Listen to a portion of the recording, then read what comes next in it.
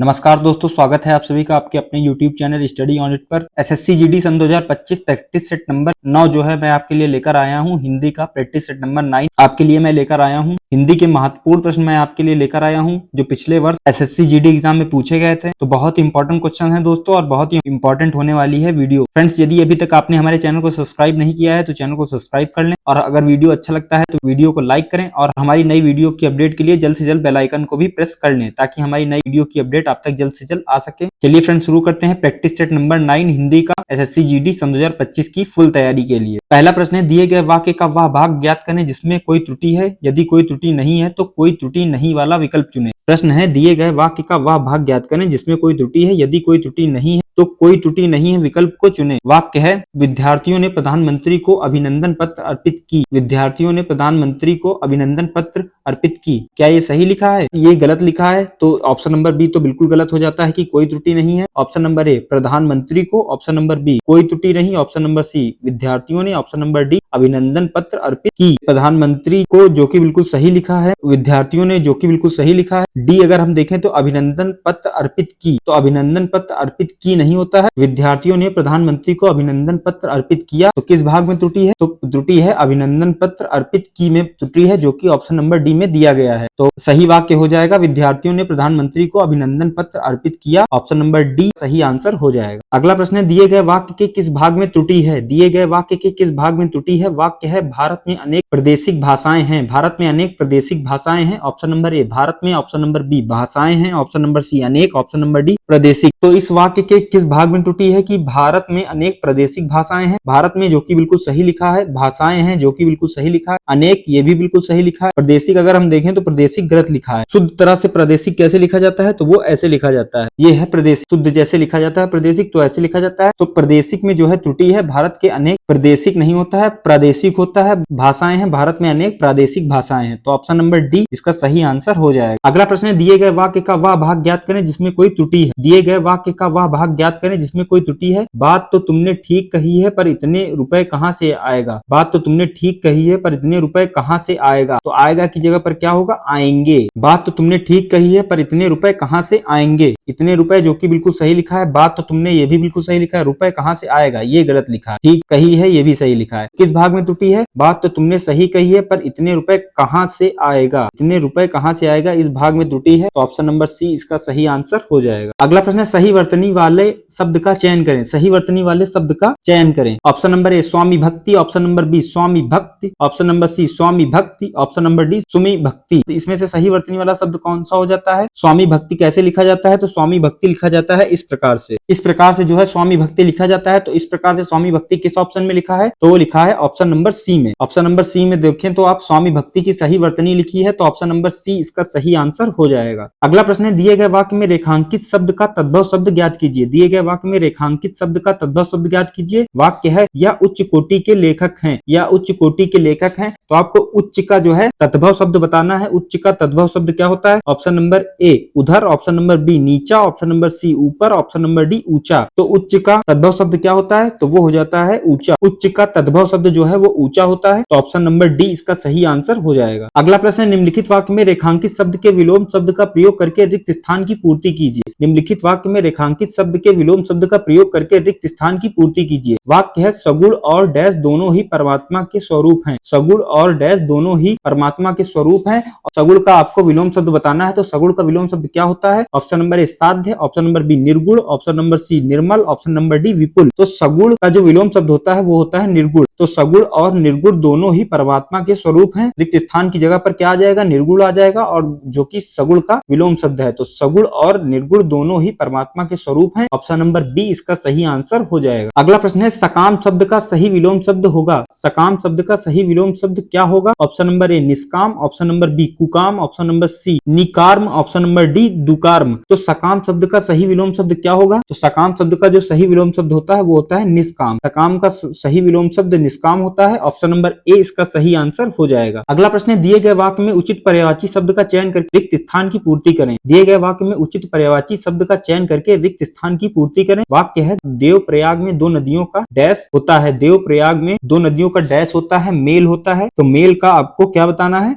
पर्यायवाची शब्द बताना है कि मेल का पर्यायवाची शब्द क्या होता है। तो देवप्रयाग में दो नदियों का संगम होता है। क्या होता है? देवप्रयाग में दो नदियों का संगम होता है, जो कि मेल का पर्यायवाची शब्द है। तो ऑप्शन नंबर डी इसका सही आंसर हो जाएगा और रिक्त स्थान की जगह पर संगम आ जाएगा। देवप्रयाग में दो नदियों का संगम होता है या मेल होता है। ऑप्शन नंबर डी इसका सही आंसर हो जाएगा। अगला प्रश्न है दोस्तों, कमल का पर्यायवाची शब्द नहीं है। इसमें से कमल का पर्यायवाची शब्द कौन सा नहीं है, ये आपको बताना है। ऑप्शन नंबर ए जलज, ऑप्शन नंबर बी पंकज, ऑप्शन नंबर सी नलिल, ऑप्शन नंबर डी प्रसून। तो कमल के पर्यायवाची कौन कौन से होते हैं पहले हम ये जान लेते हैं। तो कमल के जो पर्यायवाची शब्द होते हैं, पंकज होता है, पुंज होता है, जलज होता है, नलिल होता है। कौन कौन से कमल के पर्यायवाची शब्द होते हैं? तो वो होता है पंकज, पुंज, जलज और नलिल। नलिल कमल के पर्यायवाची शब्द की हम बात करें तो पंकज होता है, पुंज होता है, जलज होता है, नलिल होता है। प्रसून जो है वो कमल का पर्यायवाची नहीं होता है। प्रसून जो है इसमें से कमल का पर्यायवाची नहीं है। तो ऑप्शन नंबर डी जो है इसका सही आंसर हो जाएगा। अगला प्रश्न है, दिए गए वाक्यांश के लिए सार्थक शब्द बताइए। दिए गए वाक्यांश के लिए सार्थक शब्द बताइए। वाक्य है जो गांव से संबंधित हो, जो गांव से संबंधित हो उसके लिए आपको सार्थक शब्द बताना है। ऑप्शन नंबर ए ग्रामागत, ऑप्शन नंबर बी देशज, ऑप्शन नंबर सी ग्रामीण, ऑप्शन नंबर डी ग्राम सेवी। दिए गए वाक्यांश के लिए सार्थक शब्द क्या हो जाएगा? जो गांव से संबंधित हो उसको क्या कहते हैं? तो उसको कहते हैं ग्रामीण। जो गांव से संबंधित हो उसको ग्रामीण कहते हैं। तो ऑप्शन नंबर सी इसका सही आंसर हो जाएगा, जो गांव से संबंधित व ग्रामीण। अगला प्रश्न है, आपे से बाहर होना मुहावरे का सही अर्थ है। आपे से बाहर होना मुहावरे का सही अर्थ है। ऑप्शन नंबर ए डांटना, ऑप्शन नंबर बी विरोध करना, ऑप्शन नंबर सी अत्यधिक क्रोधित, ऑप्शन नंबर डी जल जाना। तो आपे से बाहर होना मुहावरे का सही अर्थ क्या हो जाता है? तो वो हो जाता है अत्यधिक क्रोधित। अत्यधिक क्रोधित जो है वो आपे से बाहर होना मुहावरे का सही अर्थ है। तो ऑप्शन नंबर सी इसका सही आंसर हो जाएगा। अगला प्रश्न है, रिक्त स्थान भरने के लिए सबसे उपयुक्त शब्द का चयन करें। रिक्त स्थान भरने के लिए सबसे उपयुक्त शब्द का चयन करें। बहुत से देशों ने एशियाई खेल डैश में भाग लिया। बहुत से देशों ने एशियाई खेल डैश में भाग लिया। ऑप्शन नंबर ए निरीक्षण, ऑप्शन नंबर बी प्रतियोगिता, ऑप्शन नंबर सी परीक्षण, ऑप्शन नंबर बी परीक्षा। तो रिक्त स्थान की जगह पर क्या आ जाएगा? बहुत से देशों ने एशियाई खेल प्रतियोगिता में भाग लिया। किसमें? प्रतियोगिता में भाग लिया। बहुत से देशों ने एशियाई खेल प्रतियोगिता में भाग लिया। तो ऑप्शन नंबर बी इसका सही आंसर हो जाएगा। अगला प्रश्न है, रात के समय अंधेरा छाया रहता है, रेखांकित शब्द के स्थान पर उचित शब्द प्रतिस्थापित कीजिए। रात के समय अंधेरा रहता है, जो रेखांकित शब्द है जैसे कि रात, उसका आपको उचित शब्द प्रतिस्थापित करना है। उसकी जगह पर कौन सा शब्द आ जाएगा? तो रात के समय अंधेरा छाया रहता है, रात की जगह पर कौन सा शब्द आएगा? ऑप्शन नंबर ए रात्रि, ऑप्शन नंबर बी अली, ऑप्शन नंबर सी दीन, ऑप्शन नंबर डी दिन। तो रात के समय अंधेरा छाया रहता है, इसकी जगह पर हो जाएगा रात्रि के समय अंधेरा छाया रहता है। रात्रि के समय अंधेरा छाया रहता है। तो ऑप्शन नंबर ए जो है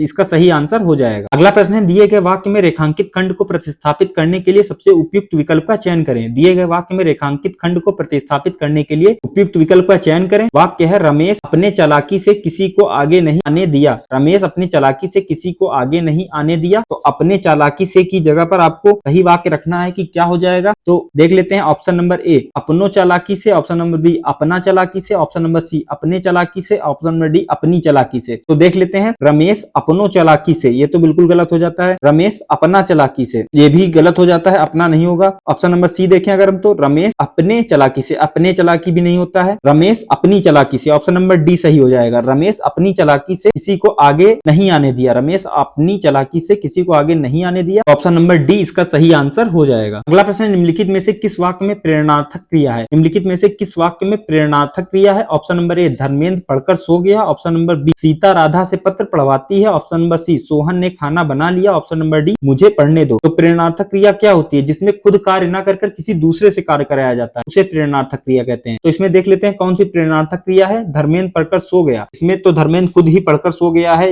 मतलब खुद ही कार्य कर रहा है, तो ये तो नहीं होगा प्रेरणार्थक क्रिया। तीसरा देखिए अगर हम, सोहन ने खाना बना लिया, सोहन ने खुद खाना बना लिया, वह खुद कार्य कर रहा है, तो ये भी प्रेरणार्थक क्रिया नहीं है। मुझे पढ़ने दो, इसमें भी वो खुद कह रहा है कि मुझे पढ़ने दो, स्वयं की बात हो रही है, तो ये भी नहीं होता है। अगर हम ऑप्शन नंबर बी देखें, सीता राधा से पत्र पढ़वाती है, सीता राधा से पत्र पढ़वाती, वह किसी दूसरे से आश्रित है या किसी दूसरे से कार्य करवा रही है, तो ये प्रेरणार्थक क्रिया हो जाता है। सीता राधा से पत्र पढ़वाती है, ये प्रेरणार्थक क्रिया है। ये ऑप्शन नंबर बी जो है इसका सही आंसर हो जाएगा। अगला प्रश्न जो कि एक पैराग्राफ है, आपको पता ही होगा कि 5 क्वेश्चंस का एक पैराग्राफ आता है, उसको आपने कर लिया तो आपके 5 क्वेश्चन जो है तैयार हो जाते हैं। ये पैराग्राफ बहुत ही इजी होता है, कई एग्जामों में कठिन आया है, लेकिन एसएससी जीडी के सिलेबस में हमेशा ये जो है इजी ही आता है, इतना नॉर्मल तो आता ही है कि आप इसको आराम से सॉल्व कर सकते हैं। तो देख लेते हैं, निम्नलिखित गद्यांश के रिक्त स्थानों की पूर्ति गद्यांश के नीचे दिए गए प्रश्नों के अनुसार कीजिए। पहला अगर हम देखें तो गद्यांश में सांकेतिक रिक्त स्थान एक के लिए उपयुक्त शब्द होगा। एक के लिए उपयुक्त शब्द देख लेते हैं क्या होता है। अपना स्वभाव छोड़ना किसी के डैश में नहीं, अपना स्वभाव छोड़ना किसी के डैश में नहीं। ऑप्शन नंबर ए पैर, ऑप्शन नंबर बी आंख, ऑप्शन नंबर सी दिमाग, ऑप्शन नंबर डी हाथ। अपना स्वभाव छोड़ना किसी के हाथ में नहीं, अपना स्वभाव छोड़ना किसी के हाथ में नहीं, तो रिक्त स्थान 1 की जगह पर हाथ आ जाएगा। अपना स्वभाव छोड़ना किसी के हाथ में नहीं, ऑप्शन नंबर डी इसका सही आंसर हो जाएगा। अगला हम देखें गद्यांश के सांकेतिक रिक्त स्थान 2 के लिए शब्द क्या होगा। अपना स्वभाव छोड़ना किसी के हाथ में नहीं, दुष्ट और स्वार्थी को पहचान कर वैसे ही चलना चाहिए जैसे कीचड़ भरे मार्ग पर हम बचते हुए चलते हैं। दुष्ट व्यक्ति कुछ पल के लिए अपना डैश बदल सकता है, दुष्ट व्यक्ति कुछ पल के लिए अपना डैश बदल सकता है। ऑप्शन नंबर ए नाचना, ऑप्शन नंबर बी व्यवहार, ऑप्शन नंबर सी घूमना, ऑप्शन नंबर डी सोना। तो दुष्ट व्यक्ति कुछ पल के लिए अपना व्यवहार बदल सकता है, दुष्ट व्यक्ति कुछ पल के लिए अपना व्यवहार बदल सकता है। तो ऑप्शन नंबर बी जो है इसका सही आंसर हो जाएगा, रिक्त स्थान 2 की जगह पर व्यवहार आ जाएगा। अगला अगर हम देखें तो गद्यांश में सांकेतिक रिक्त स्थान 3 के लिए उपयुक्त शब्द होगा। गद्यांश में सांकेतिक रिक्त स्थान 3 के लिए उपयुक्त शब्द होगा। अपना स्वभाव छोड़ना किसी के हाथ में नहीं, दुष्ट एवं स्वार्थी को पहचान कर वैसे ही चलना चाहिए जैसे कीचड़ भरे मार्ग में हम बचते हुए चलते हैं। दुष्ट व्यक्ति कुछ पल के लिए अपना स्वभाव बदल सकता है, परंतु डैश मिलते ही वह अपनी दुष्टता पर उतारू हो जाएगा, परंतु डैश मिलते ही वह अपनी दुष्टता पर उतारू हो जाएगा। ऑप्शन नंबर ए नौकरी, ऑप्शन नंबर बी बाजार, ऑप्शन नंबर सी घर, ऑप्शन नंबर डी अवसर। तो अवसर मिलते ही यहाँ पर हो जाएगा अवसर मिलते ही वह अपनी दुष्टता पर उतारू हो जाएगा। तो रिक्त स्थान 3 की जगह पर अवसर आ जाएगा, अवसर मिलते ही वह अपनी दुष्टता पर उतारू हो जाएगा। ऑप्शन नंबर डी इसका सही आंसर हो जाएगा। अगला प्रश्न हम देखें तो गद्यांश के सांकेतिक रिक्त स्थान 4 के लिए उपयुक्त शब्द होगा। अपना स्वभाव छोड़ना किसी के हाथ में नहीं है, दुष्ट एवं स्वार्थी व्यक्ति को पहचान कर वैसे ही चलना चाहिए जैसे कीचड़ भरे मार्ग पर हम बचते हुए चलते हैं। दुष्ट व्यक्ति कुछ पल के लिए अपना स्वभाव बदल सकता है, परंतु अवसर मिलते ही वह अपनी दुष्टता पर उतारू हो जाएगा। करेला मीठा नहीं हो सकता एवं सांप विष की जगह डैश नहीं उगल सकता। करेला मीठा नहीं हो सकता एवं सांप विष की जगह डैश नहीं उगल सकता। ऑप्शन नंबर ए अमृत, ऑप्शन नंबर बी कीचड़, ऑप्शन नंबर सी पानी, ऑप्शन नंबर डी दूध। करेला मीठा नहीं हो सकता एवं सांप विष की जगह अमृत नहीं उगल सकता। तो ऑप्शन नंबर ए इसका सही आंसर हो जाएगा। अगला प्रश्न तथा पैराग्राफ का जो है लास्ट प्रश्न है और प्रैक्टिस सेट का भी लास्ट प्रश्न है। देख लेते हैं अगला प्रश्न। गद्यांश के सांकेतिक रिक्त स्थान 5 के लिए उपयुक्त शब्द होगा। गद्यांश के सांकेतिक रिक्त स्थान 5 के लिए उपयुक्त शब्द होगा। पैराग्राफ है अपना स्वभाव छोड़ना किसी के हाथ में नहीं, दुष्ट एवं स्वार्थी व्यक्ति को पहचान कर वैसे ही चलना चाहिए जैसे कीचड़ भरे मार्ग में हम बचते हुए चलते हैं। दुष्ट व्यक्ति कुछ पल के लिए अपना स्वभाव व्यवहार बदल सकता है, परंतु अवसर मिलते ही वह अपनी दुष्टता पर उतारू हो जाएगा। करेला मीठा नहीं हो सकता एवं सांप विष की जगह अमृत नहीं उगल सकता। पांचों डैश बराबर नहीं होती, पांचों डैश बराबर नहीं होती। ऑप्शन नंबर ए कान, ऑप्शन नंबर बी आंख, ऑप्शन नंबर सी उंगलियां, ऑप्शन नंबर डी नाक। 5 क्या होती हैं? 5 होती हैं आपकी उंगलियां। पांचों उंगलियां बराबर नहीं हो सकती। ऑप्शन नंबर सी पांचों उंगलियां बराबर नहीं होती, तो ऑप्शन नंबर सी रिक्त स्थान 5 की जगह पर आ जाएगा। पांचों उंगलियां बराबर नहीं हो सकती, ऑप्शन नंबर सी इसका सही आंसर हो जाएगा। फ्रेंड्स ये थे आज के टॉप 20 के प्रश्न जो पिछले साल एसएससी जीडी में पूछे गए थे। फ्रेंड्स यदि आपको वीडियो अच्छा लगा हो तो वीडियो को लाइक करें, और यदि अभी तक आपने हमारे चैनल को सब्सक्राइब नहीं किया है तो चैनल को सब्सक्राइब कर लें, और हमारी नई वीडियो की अपडेट के लिए जल्द से जल्द बेल आइकन को भी प्रेस कर लें ताकि हमारी नई वीडियो की अपडेट आप तक जल्द से जल्द आ सके। Thanks for watching. मिलते हैं आपसे नेक्स्ट क्लास में।